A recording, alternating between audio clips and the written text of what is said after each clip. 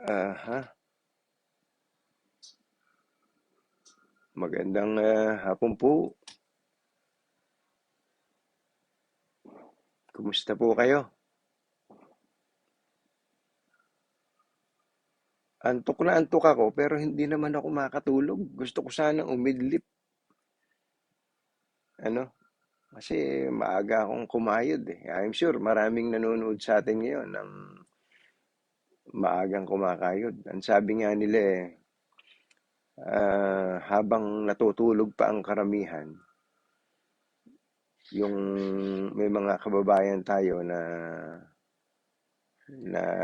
nakasubsob na sa pagtatrabaho. Ganun ang buhay ng marami, ano? Kaya kung saan man po kayo naroroon ngayon, kung kayo po ay nasa ibang bansa, sa Amerika, sa Europa, sa Asia, o kaya nandito lang po kayo sa Pilipinas, o kaya sa gitnang silangan, kumusta po kayo?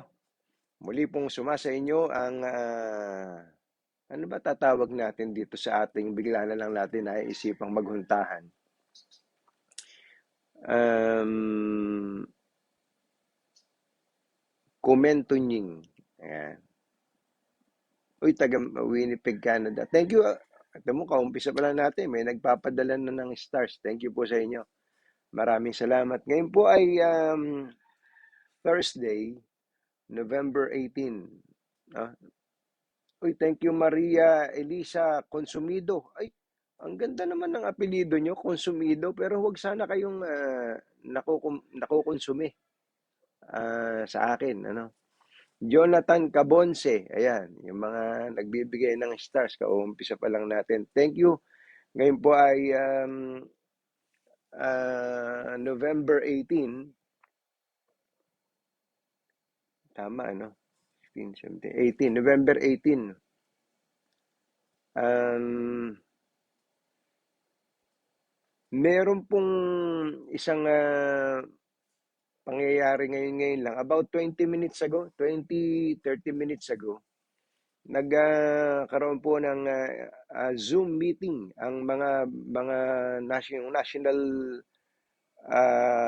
council, executive committee ng partidong Lakas CMD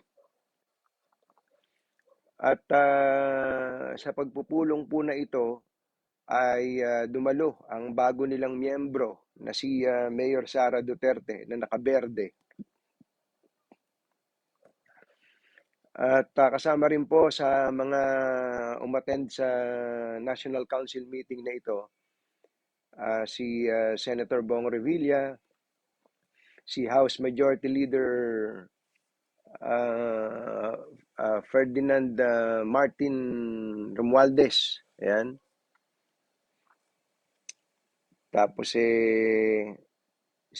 nakita ko doon si Congressman Butch Pichay doon sa pinadala sa aking screenshot ng isang umattend doon. At saka si Congressman Crisostomo, naku, nakakalimutan ko yung apelyido mo, Congressman ng Sorsogon. Ayan. Uh, Ito po lamang ang latest pa. Officially, ay na-nominate po si Mayor Sara Duterte bilang chairman o tagapangulo, bagong tagapangulo ng Lakas CMD. Ayan. Ang bagong chairman po ng partido Lakas CMD ay si Mayor Sara Duterte. Tingnan niyo naman ha, kapapasok pa lang siya na po kaagad ang nilagay na chairman. Nagkaroon po ng isang bagong posisyon, ninominate naman at si Sara ay ninominate at tinanggap niya yung nomination. So siya po yung bagong tagapangulo ng Lakas CMD at inilagay po bilang co-chairman si Senator Bong Revilla. Si Senator Bong Revilla.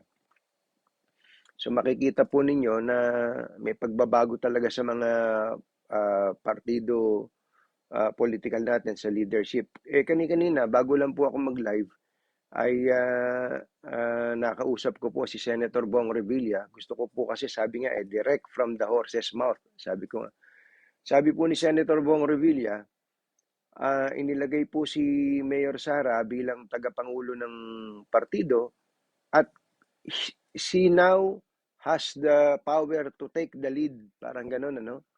Siya po kung saan po niya gustong dalhin ang partido, susunod po ang partido sa kanya. Ganun katindi pala yung pangyayari kanina na yon, ano?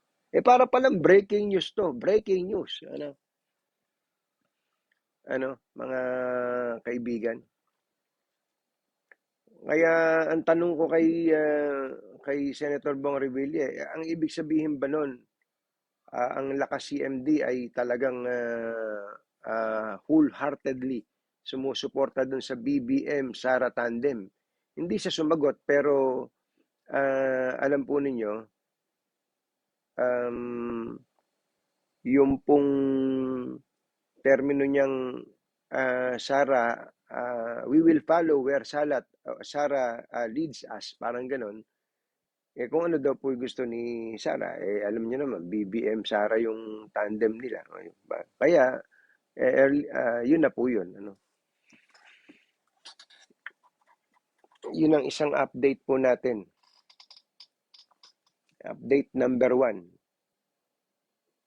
Mainit-init pa yan, ha? Mainit-init pa. Pwede niyong gayahin. Ngayon, namamalagi bilang presidente ng partido si Congressman Majority Leader Martin Romualdez at Secretary General si Congressman Prospero Butz Pichay. Parang chairman emeritus naman ng partido si dating Pangulong Gloria Macapagal Arroyo. Yun, sila po naman yun, di ba?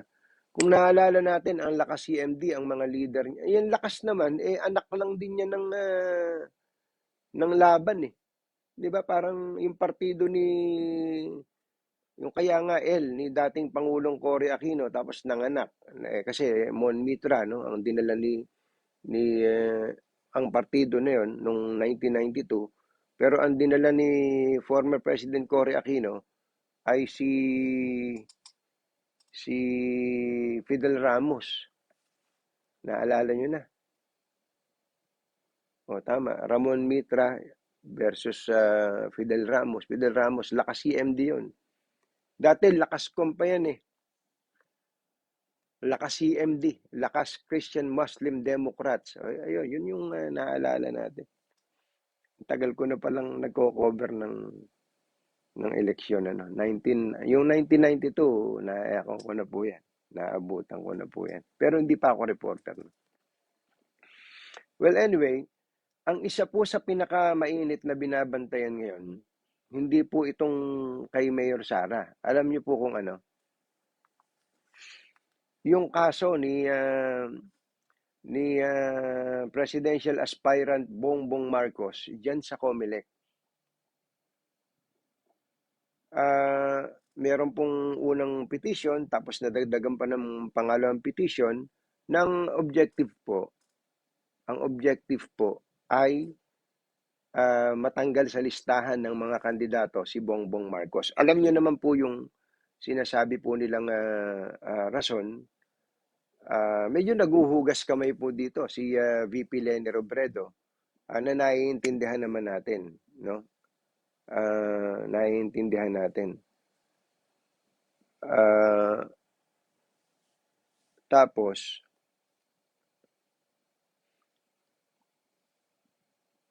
noong pong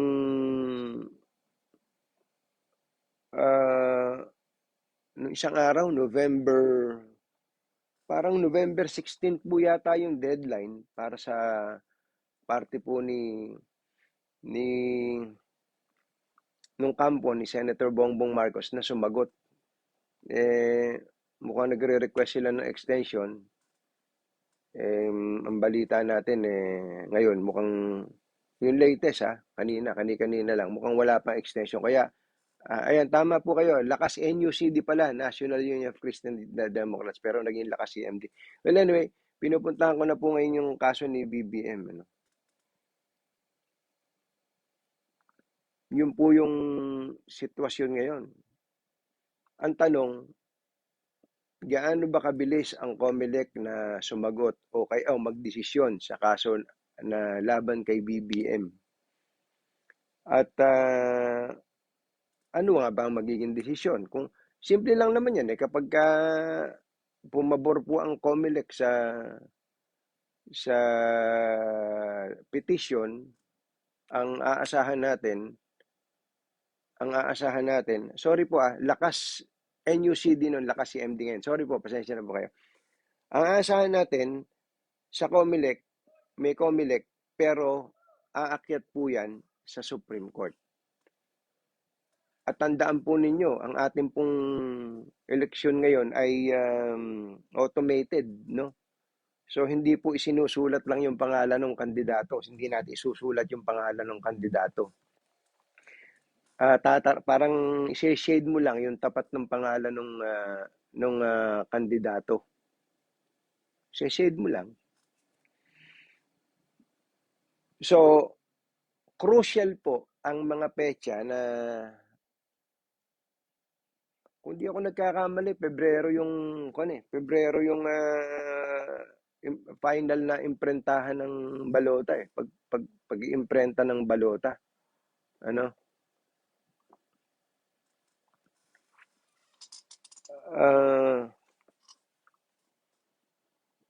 So, kung meron mang talagang dead serious na disqualify si Senator Bongbong Marcos, dapat tingnan nila yung petsa na yon. Itong talagang diinan nyo ng gusto. Kasi kapag hindi nakasama yung pangalan niya, pag hindi nakasama yung pangalan niya sa ipiprint na balota, paano yun? 'Di ba? Problemang malaki niya yun.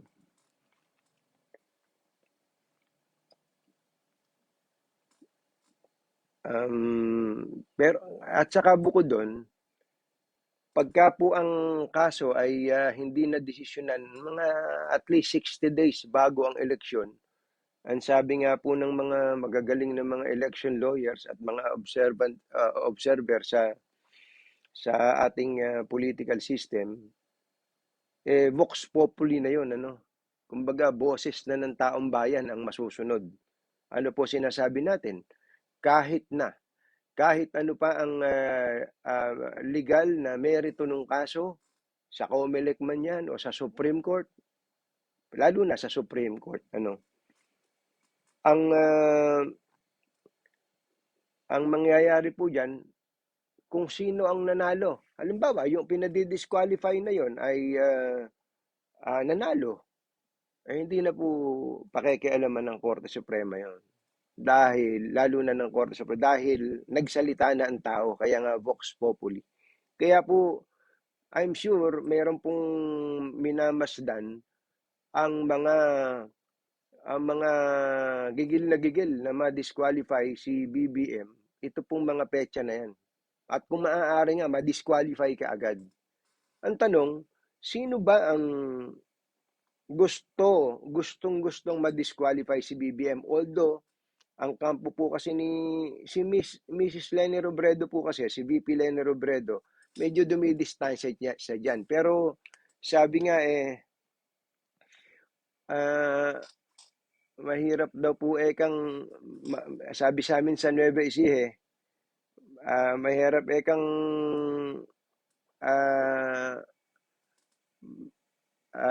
magsabi ang kawali na siya ay malinis. Kasi meron siyang uling doon nagluluto lang sa kahoy Kaya sigurado may uling. Anyway, paano mo naman kung magwa 1 plus 1 ka lang, Kung magwa 1 plus 1 ka lang, Senior Associate Justice Antonio Carpio ang nagpasimuno. Tapos yung pangalawa, ang abogado ng mga petitioner, Attorney Theodore T. Pink na pink, mga kaibigan. Tapos may mga magpa-file pa ng kaso, puro mga kumbaga, ewan ko na, basta kayo na bahala nung mag-isip. Ngayon, sila po yung yung grupo po nila, o wag na kahit na hindi sila mismo yung sumusuporta kay VP Leni Robredo, ang gustong-gusto siyang maechapwera, ano? Siguro nga dahil sa alam nila na malakas tong si BBM nakalaban, 'di ba kung ikaw yung kahit naman sa Olympics, ang gusto mong ma-disqualify ka agad sa basketball team, yung US team, lakas eh. 'Di ba? Yung mga malalakas na Spain, halimbawa, o yung France, malalakas yan. O kaya yung Lithuania, yan, malalakas. Gusto mo matanggal yung malalakas, automatic naman yun. Pero nagkaroon po kasi nagkaroon ng konting komplikasyon. Bakit kanyo? Kasi tumatakbo ngayon na presidente si Senator Bongo. Ano? At naipaliwanag ko na po sa inyo nung nakaraan, ang kandidato po ng administrasyon ngayon na lumilitaw, hindi po si BBM. Diniklara na po ng Malacanang, well, ng mga taong malapit sa Malacanang at ng Pangulo mismo sa meeting niya sa mga congressmen na ang kanyang manok Bongo Sara Duterte. Ano? So Bongo Sara Duterte. Ang tanong, will Senator Bongo benefit from BBM's disqualification? Yes and no. No muna. No. Kung baka sa inis ng mga supporters ni BBM, assuming kung meron tayong senaryo, imbis na ang manok ng administrasyon ng suportahan, pag nalaman nilang ang Malacanang ang lumakad ng disqualification, baka maghanap ng ibang iboboto yun, di ba? Yes, sa kabilang banda, kung iisipin ng mga supporters ni BBM, kesa naman mapunta sa iba, dito na lang tayo kay Bongo. So, ganun po yung senaryo. Alamin natin alin ba mas mabigat doon. Kaya ako po binabanggit yung ganung senaryo, sapagkat hindi po tayo magpapaka-plastic, hindi po tayo magpapaka-ipokrito. At nabanggit ko na po sa inyo, no offense sa mga taga-Comelec, lahat po ng nakaupo sa Comelec ngayon, lahat po ng nakaupo sa Comelec ngayon, appointee ng Pangulong Rodrigo Duterte. So kung sila ay maiimpluwensyahan ng Malacanang, kasi nga hindi naman gusto ng Pangulo si BBM. At kaya nilang tigbakin si BBM as early as now, di pwede nilang gamitin yung kanilang impluensya sa Comelec. Hindi ko naman sinasabing gagamitin nila, pero ang binabanggit ko, pwede nilang gamitin. So, to summarize, sino po ba ang pwedeng magka-interest na ma-disqualify si BBM? Number 1, Leni Robredo. Number 2, Senator Bongo / Malacanang. Yun lang po yun. Pero wag po kayong magkakamali. Yung po sa pantaha ko lang po yun. Kasi meron din naman possibility. Tandaan nyo, hindi lang po 3 kandidato natin. BBM, Leni Robredo, Bongo. Hindi lang po 3. Meron pong Ping Lacson. Meron pong Isko Moreno. Meron pong Manny Pacquiao. At meron pong Leody de Guzman. Baka nawawala na sa isip niyo. So, ito po ang binabantayan natin, mga magulang at mga mahal na taga-subaybay. Yung pong magiging pasya ng Comelec. Well, naturally,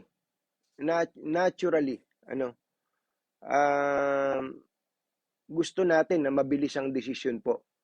Ang totoo nun, yung kampo ni BBM, gusto siguro nilang madesisyonan yan agad-agad na ang desisyon pabor sa kanila. Diba? At sa kampo naman ng nagpetisyon, at pati na nung mga may interes sa kaso, gusto nila madesisyonan din agad-agad in their favor, di ba? Na pabor po sa kanila. Natural po 'yun. Kaya ang ating pakiusap sa COMELEC, umaksyon talaga dito ng mabilis. Kasi pero kung babalikan kasi natin yung history, pag may mga kasong isinampa sa COMELEC na ganyan, kahit in the past,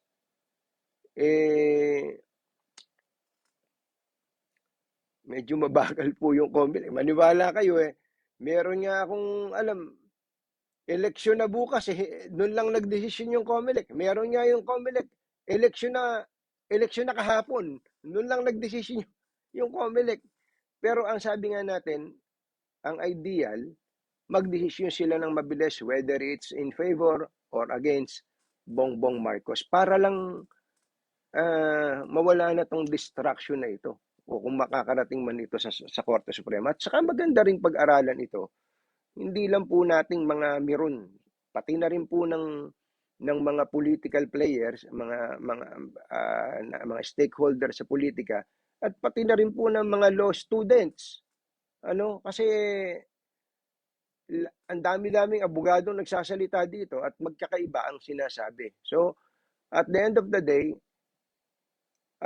it will boil down to majority.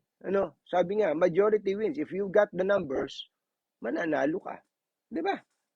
Mananalo ka kahit nga sa Supreme Court meron nga score sa Supreme Court, kaso 8-7 ang score. Isa lang. Isipin niyo, alam niyo naman, pagka naging decision ng Korte Suprema, kahit isa lang ang lamang mo, that decision will become a landmark decision and will become a law. Parang it will become the law of the land.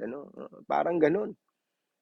Kahit isa lang lamang. So paramihan talaga to. Paramihan po talaga ng bilang to. Kaya yung mga taga-COMELEC, yung mga commissioner ng COMELEC na hahawak po sa kaso na to, dapat naman siguro, maapila ako dito, magdesisyon kayo according to the law, the facts of the case, sabi nga, maging factual, at saka basihan basis in fact, your decision should be based in facts and in law. Yun po ang pinakamaganda ron. Hindi yung kaya ka magdedesisyon dahil in-appoint kita. Kaya ka na-appoint dyan ako lumakad na. Wala sanang ganun. Magdesisyon na lang based on merits. Batay sa batas, batay sa mga katotohanan na isinamba po yan. Yun po ang pinakamaganda. Hindi lang sa COMELEC, we also appeal to the Supreme Court ng mga magiginoong Your Honor, kailangan po ay makapag-desisyon po ng maayos dito. Yun lang po. At may pasok pa ako Napasingit na ako dito sa untahan natin dahil nga mayroon akong breaking news sa inyo na si Sara Duterte was nominated to become the chairman of Lakas CMD, and that nomination was accepted by the mayor of Davao City. Yun lang. Yun lang ang masyado namang mabigat yan. Sabi ni Gracie, palakihan daw ng lagay, Katunying. Palakihan daw ng lagay. Katunying lahat ng oligarch, malaki ang yun. Hindi naman siguro. Ayan. Hindi naman siguro. Ako naniniwala ako na sa bandang dulo, ang mga maginoong nangakaroba pa ho yan Nakatoga pa mga yan pagka nagmi-meeting sila. Maliban na lang kung mainit kung sira yung aircon nila, Pero ang mga abogado po diyan sa mga commission, mula sa chairman hanggang commission, mga abogado po ang karamihan po diyan. Meron akong naalala dati na appoint yan, hindi abogado Si Luz Tanchanco, naging COMELEC commissioner pero hindi abogado. Pero most of them are lawyers, Sana magdesisyon sila ng ayon sa nararapat, no? Yun.